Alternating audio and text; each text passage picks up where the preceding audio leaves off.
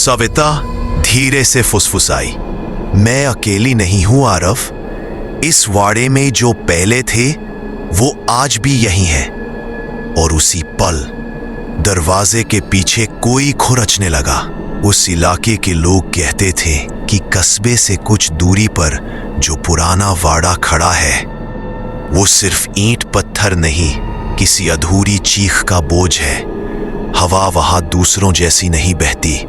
रात के सन्नाटे में वो जगह खुद सांस लेती है, धीमी, भारी और अजीब। अरसे से उस वाड़े में कोई नहीं गया था। रास्ता सूना था, मिट्टी पर उगाई काई कदमों की आहट को निगल लेती थी। दूर से देखने पर वाड़ा बिल्कुल सामान्य लगता, टूटी छतें, काले दागों वाली दीवारें और बंद झरोखे। लेकिन पास पहुंचने पर कोई भी महसूस करता कि वो जगह चुप नहीं है, वो बस किसी का इंतजार कर रही है। इसी कस्बे में एक युवक रहता था, आरव, अकेला, शांत और अपने ही ख्यालों में खोया रहने वाला। उसके घर के पास बैठे बुजुर्ग अक्सर कहते कि वाड़े से दूर रहना, वहां जो गया वो कभी नहीं आता। लेकिन आरव को ऐसी बातों पर यकीन नहीं था। उसे लगा कि लोग पुरानी कहानियों को डर बनाकर रखते हैं ताकि उन गलियों में रातें जिंदा रहे। एक शाम जब सूरज डूब रहा था और धुंध बढ़ने लगी थी, आरव को अचानक उस वीरान वाड़े की तरफ जाने का ख्याल आया, जैसे किसी अनदेखी खिंचाव ने उसे पुकारा हो। रास्ते में चलते हुए उसे महसूस हुआ कि हवा धीरे धीरे ठंडी नहीं, भारी हो रही है, जैसे कोई उसे देख रहा हो। वाड़े के फाटक तक पहुंचकर उसके कदम एक क्षण को रुक गए। फाटक जंग खाया हुआ था और ऐसा लग रहा था जैसे वर्षों से किसी ने उसे छुआ भी नहीं, मगर उसकी मिट्टी गीली थी, जैसे किसी ने अभी अभी वहां से गुजरकर अंदर कदम रखा हो। आरव ने फाटक को हल्का सा धक्का दिया। उम्मीद थी कि वो चरमराएगा, लेकिन वो बिल्कुल चुप खुल गया, जैसे किसी ने भीतर से उसे पकड़कर धीरे से खींचा हो। अंदर कदम रखते ही एक अजीब सी ठंड उसके पैरों से ऊपर चढ़ने लगी। हवा में मिट्टी, नमी और किसी पुराने बर्तन की धातु जैसी गंध मिली हुई थी। चारों तरफ टेढ़ी मेढ़ी दीवारें थी जिन पर पुराने हाथों के निशान धुंधले पड़ चुके थे, पर अभी भी दिख रहे थे। आरव ने महसूस किया कि इस जगह में चुप्पी है, मगर ये चुप्पी खाली नहीं, भरी हुई है, जैसे यहां कोई बात अधूरी रह गई हो। कोई कदम वापस लौट न पाया हो, कोई सांस आखिरी पल में अटक गई हो।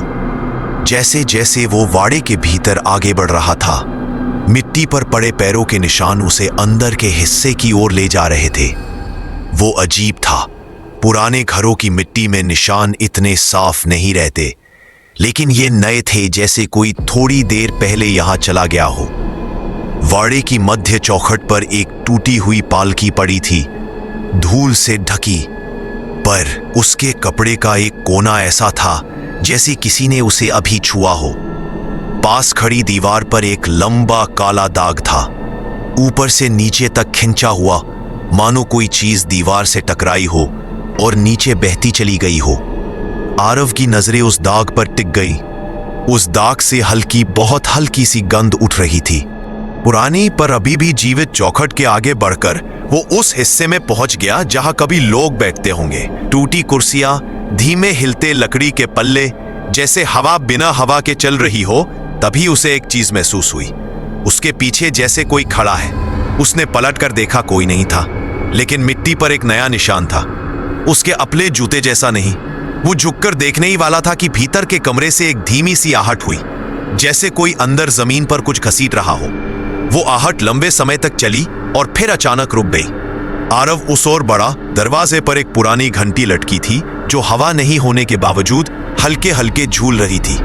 दरवाजे के पार घोर अंधेरा था, जैसे उस कमरे ने रोशनी को निगल रखा हो। फिर उसे कुछ और नजर आया। किसी ने कमरे से बाहर की मिट्टी पर उंगलियां घसीटी थी, लंबी लंबी 4 रेखाएं, जैसे कोई चीज घुटनों पर चलकर दरवाजे तक आई हो और फिर वापस अंधेरे में चली गई हो। आरव का दिल थोड़ा तेज धड़कने लगा, पर उसकी जिज्ञासा डर से ज्यादा मजबूत थी।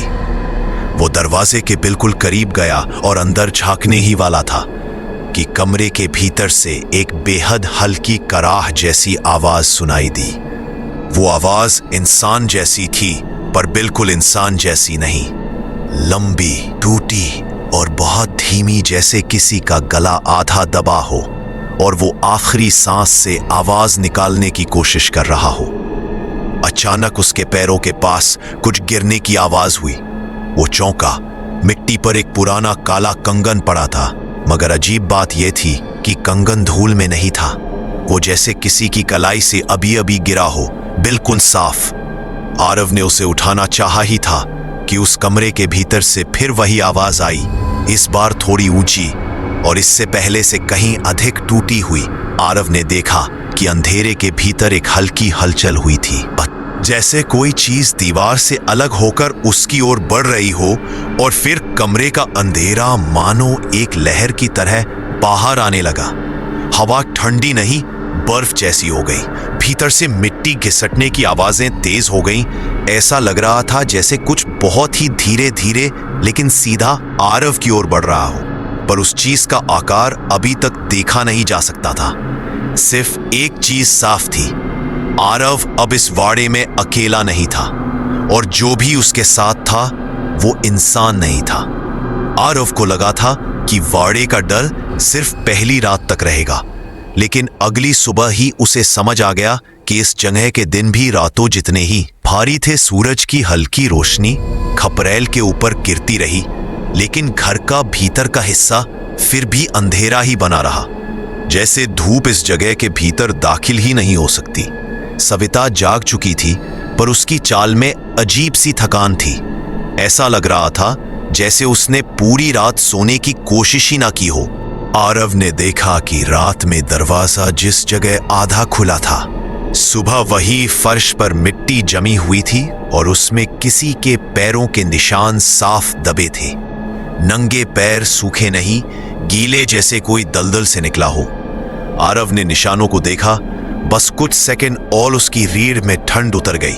निशान कमरे के बाहर से अंदर आए थे, लेकिन बाहर कोई था ही नहीं। उसने सविता को कुछ नहीं बताया। वो जानता था कि अगर उसने बता दिया तो वो यहां से भागने की जिद पर उतर आएगी, और अभी लौटना उसके बस में नहीं था। दिन में आरव बाहर के हिस्से में घूमता रहा। वहां सीढ़ियां एक टूटे बरामदे की ओर जाती थीं। तारों के झुंड जैसे टूटे बिजली के खंभे पड़े थे। एक पुराना कुआं था, इतना गहरा और अंधेरा कि धूप भी उसके नीचे पहुंचकर बुझ जाती थी। कुएं के इर्द गिर्द धूल नहीं थी, बल्कि वहां जैसे किसी चीज ने रात में गोल गोल घूमते हुए चक्कर लगाए हों। आरव जब कुएं के पास खड़ा हुआ तो नीचे से ठंडी हवा निकली, पर हवा का झोंका ऊपर से नहीं, नीचे से आया, जैसे किसी गहराई में कोई चीज सांस ले रही हो। आरव जल्दी से पीछे हट गया। दोपहर ढलते ही वाड़ा और भारी लगने लगा। ऐसा लगता था मानो दीवारें धीरे धीरे सांस लेने लगी हो। हर तरफ साए फैल रहे थे। सविता ने कहा कि उसे घर के अंदर कहीं से खुशबू आ रही है। अजीब बात यह थी कि आरव को भी वो खुशबू मिल रही थी। मिट्टी और धुएं के बीच एक मीठी सी गंध, पर उस गंध में एक छिपी हुई कड़वाहट थी, जैसे कोई पुरानी चीज सड़ रही हो। शाम होते होते अंधेरा बहुत जल्दी उतर आया। तेज हवा बहने लगी। दरवाजे अपनी जगह खुद ब खुद चरमराने लगे। किसी दबी हुई चीख जैसी आवाजें बार बार दीवारों से टकराकर लौटती रहीं। सविता ने कहा कि वो आज रात सो नहीं पाएगी, पर आरव ने उसे समझाया कि डरना नहीं चाहिए। रात जैसे ही गहराई पवन की आवाज बदल गई। पहले हवा सी साधारण लग रही थी, लेकिन थोड़ी देर बाद लगता था कि कोई सीटी बजा रहा हो। फिर एकदम धीमी हमहमाहट जो इंसान जैसी नहीं थी। आरव बिस्तर पर लेटा हुआ इन सबको अनसुना करने की कोशिश कर रहा था, मगर उसकी आंखें हर तरफ घूम रही थी। कमरे का हल्का अंधेरा मानो और गाढ़ा होता जा रहा था। ऐसा लग रहा था जैसे दीवारें अब और पास आ रही हों। कुछ देर बाद वो मीठी गंध फिर से फैली, और इस बार ज्यादा तेज, इतनी तेज कि आरव के सिर में चक्कर सा आने लगा। सविता सोई हुई जैसी लग रही थी, पर उसका चेहरा अजीब था। आंखें बंद थी पर पलकें कांप रही थीं, जैसे कोई गहरी बेचैनी अंदर उबल रही हो। अचानक कमरे के बिल्कुल कोने से एक हल्की आवाज आई, जैसे कोई कपड़ा घसीट रहा हो। धीरे, बहुत धीरे आरव उठकर बैठ गया। उसने देखा कमरे के एकदम अंधेरे हिस्से में जहां रोशनी पहुंच ही नहीं रही थी, वहां फर्श पर कुछ हल्का सा हिलता दिखा, जैसे अंधेरे के अंदर से कोई लंबी परछाई बाहर आने की कोशिश कर रही हो। आरव ने सांस रोक ली, धड़कनें कांपने लगी। वो परछाई धीरे धीरे फर्श से उठी, मानो किसी इंसान की शक्ल बना रही हो, पर उसका सिर वो गर्दन पर स्थिर नहीं था, हल्का सा झुककर कांप रहा था। उसी पल सविता झटके से उठी। उसकी आंखें पूरी तरह खुल चुकी थीं, पर उनमें कोई पहचान नहीं थी। दीपक की लौ उसकी आंखों में पड़ती रही, लेकिन अंदर कुछ नहीं चमका, बस काला खालीपन। परछाई वहीं स्थिर खड़ी रही, धीरे धीरे दीवार के करीब जा रही थी। सविता उसी तरफ देख रही थी, बिना पलक झपकाए। आरव समझ नहीं पा रहा था कि वो सविता वही है या उसके भीतर कोई और चीज जाग चुकी है। थोड़ी देर बाद सविता फिर लेट गई, जैसे कुछ हुआ ही ना हो, पर उसकी सांस बहुत धीमी हो चुकी थी। आरव पूरी रात जागा रहा। सविता फिर सुबह देर से उठी। उसके चेहरे पर नींद नहीं, बेहोशी का असर था। उसने कहा कि उसे रात में कुछ भी याद नहीं है, ना वो मीठी गंध, ना वो अजीब आवाजें, ना परछाई, कुछ भी नहीं। पर आरव ने देखा उसके पैरों में गीली मिट्टी चिपकी हुई थी, बिल्कुल वैसी ही जैसी पहली रात कमरे में दिखे निशानों में थी। आरव ने उससे कुछ नहीं पूछा। पूरी बात उसके गले के नीचे ही अटक गई। दिन में भी घर खामोश नहीं था। सीढ़ियों पर कदमों जैसी आवाजें आती रहीं। खाली कमरे में किसी के फुसफुसाने जैसी ध्वनियां उठती गिरती। सविता ने दोपहर में कहा कि उसे कुएं वाले हिस्से में जाने का मन कर रहा है। आरव का दिल एकदम सख्त हो गया। उसने उसे रोका, पर सविता बोली कि उसे लगता है कोई नीचे से उसे आवाज दे रहा है। उस आवाज में एक अजीब आकर्षण था, मानो कोई उसे बुला रहा हो, बुला नहीं खींच रहा हो। शाम होते होते अंधेरा फिर भारी होने लगा। आरव को साफ महसूस होने लगा कि अब वाड़ा सिर्फ देख नहीं रहा, अब वो अपने निवासियों को ढालने लगा था। उनकी सांसों, उनके दिमाग, उनकी चाल, सब उसकी मर्जी से चलने लगे थे। रात लगभग उसी समय वो मीठी कड़वी गंध फिर फैली, इस बार इतनी तेज कि आरव को लगा कि सांस रुक जाएगी। दीवारों में से फिर वही हमहमाहट उठी और कमरे के बाहर कहीं से ठोकर जैसी आवाज आई। 1 2 3, जैसे कोई लंबे हाथों से धरती को रगड़ता हुआ चल रहा हो। सविता इस बार करवट लेकर सो रही थी, पर उसके होंठ हल्के खुले हुए थे, मानो वो धीरे धीरे कुछ बोल रही हो। कोई शब्द नहीं, सिर्फ अजीब सांस जैसी ध्वनि। आरव ने ध्यान से सुना। वो आवाज उसके बिल्कुल पीछे दीवार के भीतर से भी आ रही थी, मानो दीवारों में कई लोग बंद हों और सब मिलकर एक ही आवाज निकाल रहे हो। बहुत धीमी, बहुत नजदीक। फिर कमरे के बीच में कुछ हिला। रोशनी का हल्का सा धब्बा हिला। नहीं, रोशनी नहीं, साया हिला।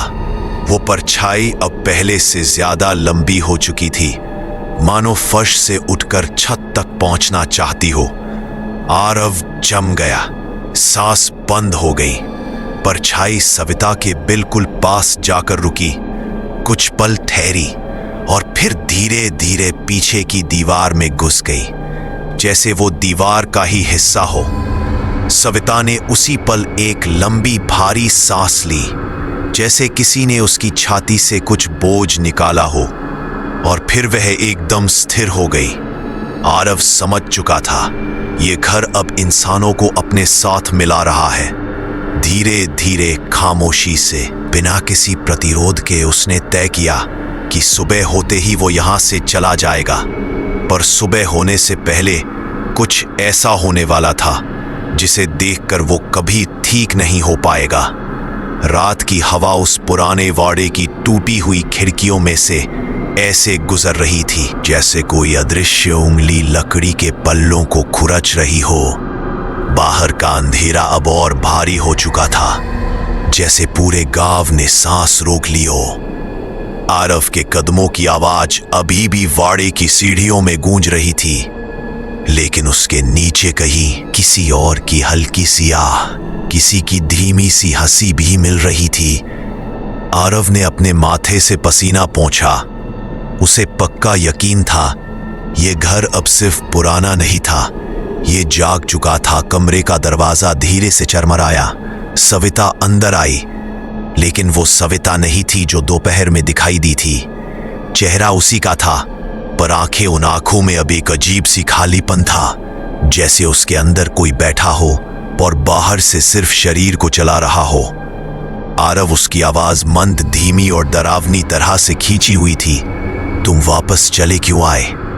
आरव हड़बड़ा गया। तुम ठीक हो? तुम्हारा चेहरा पीला क्यों है? तुम रो रही थी क्या? सविता मुस्कुराई, लेकिन मुस्कान इंसानी नहीं थी।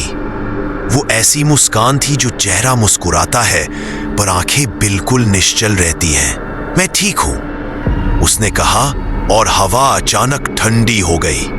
आरव को लगा जैसे कमरे की दीवारें धीरे धीरे पास आ रही हों। वो पीछे हटने लगा। तुम्हें डॉक्टर के पास चलना चाहिए, मैं गांव से किसी को बुला देता हूं। सविता ने उसकी बात काट दी। किसी को मत बुलाना। उसकी आवाज अब फुसफुसाहट में बदल चुकी थी। यहां कोई नहीं आता। आरव का दिल जोर से धड़का। सविता कुछ पल तक उसे ऐसे देखती रही जैसे किसी सवाल को समझने की कोशिश कर रही हो। फिर बोली, क्योंकि वो लोग देख लेते हैं। कौन लोग? आरव का स्वर कांप रहा था। सविता ने धीरे से खिड़की की ओर इशारा किया, जो इस वाड़े से जाते नहीं। आरव ने झट से खिड़की की ओर देखा, लेकिन वहां सिर्फ काली रात थी, पर उसे लगा अंधेरे में कोई खड़ा था। फिर जैसे ही उसने ध्यान से देखने की कोशिश की, वहां कुछ नहीं था। सविता उसके पास आई, बहुत पास। उसकी सांसों में मिट्टी और धुएं की अजीब सी गंध थी। तुम्हें जाना होगा अभी। आरव पीछे हट गया। पर तुम अकेली? सविता झटके से मुड़ी और दीवार की ओर देखते हुए बोली, मैं अकेली नहीं हूं। और उसी पल दरवाजे के पीछे से धीमी धीमी थप थप की आवाज आने लगी, धीरे धीरे, जैसे कोई नाखून से लकड़ी खुरच रहा हो। आरव का गला सूख गया। ये क्या है? सविता स्थिर खड़ी थी। वो जो यहां पहले भी थे और अब भी है। तुम्हें देख रहे हैं। दरवाजा एकदम जोर से हिला। फिर वही नाखून जैसी आवाज। आरव ने तुरंत लकड़ी का ताला लगाया। सविता, बताओ क्या चल रहा है यहां? सविता ने गर्दन घुमाई, एकदम धीरे, 90 डिग्री से ज्यादा इंसानी हद से बाहर। आरव की सांसें रुक गई। ये घर, सविता बोली, तुमको जाने नहीं देगा। फ्लैशबैक शुरू होता है। आरव ने कांपते हुए पूछा, तुम यहां क्यों रहती हो? गांव वाले कहते हैं ये वाड़ा वर्षों से वीरान पड़ा है। सविता की आंखें दूर कहीं देखने लगी, जैसे उसके सामने दीवार नहीं बल्कि अतीत खड़ा हो। कभी यहां एक परिवार रहता था, एक बड़ा खुशहाल परिवार, पर लालच इंसान से बहुत कुछ छीन लेता है। उसने खिड़की के बाहर अंधेरे की ओर इशारा किया। एक रात इस वाड़े में आग लगी थी, बाहर से नहीं, अंदर से, और कोई भी बाहर नहीं आ पाया। आरव ने धीरे से पूछा, पर तुम यहां कैसे रही हो? सविता ने उसकी ओर देखा, और वो निश्चल आंखें पहली बार भावनाओं से भरी थी, क्योंकि मैं भी उसी रात थी। यहां आरव का दिल रुक गया। लेकिन तुम तो? सविता ने सिर हिलाया। हाँ, मैं वही लड़की हूं जो उस आग में मारी गई थी। आरव पीछे हट गया। तुम कह रही हो कि तुम? सविता मुस्कुराई, एक दर्द से भरी टूटी मुस्कान। मर चुकी हूं आरव, बहुत पहले। आरव को अपने कानों पर विश्वास नहीं हुआ। उसके पैर कांपने लगे। पर तुम इंसान की तरह दिखती हो। उसकी आवाज लड़खड़ा गई। हाँ, क्योंकि मैं चाहती थी कि तुम डरो नहीं, लेकिन अब समय खत्म हो रहा है। बाड़ा अचानक जाग उठता है। तभी नीचे के आंगन से किसी चीज के गिरने की जोरदार आवाज आई। फिर कदमों की आवाजें धीमी नहीं तेज, जैसे कई लोग एक साथ दौड़ रहे हों। ये क्या है? आरव चीखा। सविता की आवाज शांत थी। वो आ गए हैं, उन्हें नए मेहमान पसंद नहीं। अचानक दीवार पर तंगे पुराने लालटेन अपने आप जल उठे। पीली लौ कमरे में डरावनी परछाइयां बनाने लगी। सीढ़ियों पर किसी के चढ़ने की आवाज आने लगी। 1 कदम, 2 कदम, 3। आरव ने खिड़की खोली। मैं कूद रहा हूं, मैं यहां नहीं रुक सकता। सविता ने उसका हाथ पकड़ लिया, लेकिन उसकी पकड़ इंसानी नहीं थी। बर्फ जैसी ठंडी, लोहे जैसी मजबूत। भागने से कोई नहीं बचा है। यहां ये वाड़ा चुनता है किसे रखना है और किसे नहीं। नीचे से अचानक कई आवाजें गूंजने लगीं, कुछ हंसी, कुछ रोने की और कुछ ऐसी जो इंसानी नहीं थी। वो आवाजें कह रही थी, आ गया नया आ गया वाड़े का असली चेहरा। आरव ने झपट कर हाथ छुड़ाया और कमरे के बाहर भागा। सीढ़ियां जैसे उसका इंतजार कर रही थी और हर कदम पर घर कांप रहा था। एक कोने से उसे आकृति दिखी, किसी बूढ़ी औरत की जिसके बाल जमीन पर घसीट रहे थे। उसका चेहरा कोयले जैसा काला, सिर्फ सफेद आंखें चमक रही थी। उसने धीमे से कहा, कहाँ चले? बाबू, यहां सब आते हैं पर जाता कोई नहीं। आरव पीछे मुड़ा और दाईं तरफ एक बच्चा खड़ा था, सिर तिरछा, हाथ उल्टे मुड़े हुए। हमारे साथ खेलोगे? वो फुसफुसाया। आरव पागलों की तरह दौड़ा। घर की दीवारों पर हाथों के निशान दिखने लगे, कभी बच्चे के, कभी बूढ़े के, कभी किसी के जो इंसान भी नहीं लगता था। और ऊपर सीढ़ियों की सबसे ऊपरी मंजिल से एक आदमी खड़ा उसे देख रहा था। पूरा शरीर काला, लेकिन छाती में लाल आग जल रही थी और आंखें एकदम खाली।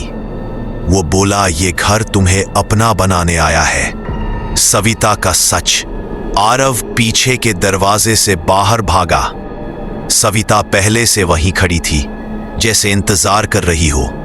तुम भाग नहीं सकते, उसने शांत स्वर में कहा। आरव रोने लगा। तुम ऐसा क्यों कर रही हो? तुमने कहा था तुम मेरी मदद करोगी। सविता ने पहली बार इंसानी दर्द दिखाया आंखों में। मैं चाहती हूं, पर मैं बंदी हूं, जैसे तुम अब बंध चुके हो। क्या मतलब? सविता ने उसकी आंखों में देखते हुए कहा। इस घर ने तुम्हें चुन लिया है आरव, अब तुम इसका हिस्सा बनोगे, जैसे मैं हूं। उसके शब्द हवा में फैलते ही आसपास की हवा थम गई, जैसे पूरी दुनिया कुछ क्षण के लिए रुक गई हो। अचानक उसके पीछे तालाब से पानी गिरने की तेज आवाज आई और पैरों के नीचे की मिट्टी हिलने लगी। सविता ने उसकी ओर हाथ बढ़ाया। अगर मेरे साथ रहोगे तो तुम्हें दर्द नहीं होगा। आरव पीछे हट गया। नहीं, मैं मरना नहीं चाहता। सविता की आंखों में उदासी उतर आई। मरने से भी बुरा होता है यहां फंस जाना। वो कुछ कहना चाहती थी, पर तभी उसके पीछे खड़े काले आदमी ने उसकी गर्दन पकड़ ली। सविता चीख भी नहीं पाई। वो हवा में उठ गई, जैसे कोई अदृश्य शक्ति उसे अपनी ओर खींच रही हो। उसका शरीर जलने लगा, पर वो चुप रही, जैसे दर्द महसूस करने की क्षमता ही नहीं रही हो। आरव भाई से जड़ हो गया। काला आदमी बोला, अब तेरी बारी है, अंधेरे की पकड़। आरव ने पूरी जान लगाकर भागना शुरू किया, लेकिन जितनी दूर दौड़ता उतनी जल्दी वही आंगन उसके सामने आ जाता। घर के चक्कर में फंसा हुआ, जैसे वाड़ा उसकी दिशा तय कर रहा हो। आसपास हवा घनी होने लगी। उसके सीने में दबाव, सांसें रुकती हुई, और तभी एक छोटा बच्चा उसे पकड़कर बोला, चलो सब इंतजार कर रहे हैं। आरव कांप गया। उसने झटके से बच्चे को धक्का दिया, लेकिन बच्चा गिरकर हंसने लगा, लेकिन वो हंसी इंसान की नहीं, चीख जैसी थी। आरव ठोकर खाकर गिर गया। जमीन में दरार पड़ी और उसके नीचे अंधेरा खुल गया। एक गहरा अनंत काला गड्ढा, जैसे इस घर का पेट जो सबको निगल जाता है। आरव ने आखिरी बार ऊपर देखा। सविता उसे देख रही थी, लेकिन चेहरा अब इंसानी नहीं था। उसने हाथ बढ़ाया। आ जाओ, अब तुम यहीं के हो। आरव का शरीर नीचे खिंचता चला गया और उसकी चीखें वाड़े की खाली दीवारों में गूंजती रही। उसके बाद सन्नाटा, सिर्फ हवा में वही आवाज एक और आ गया।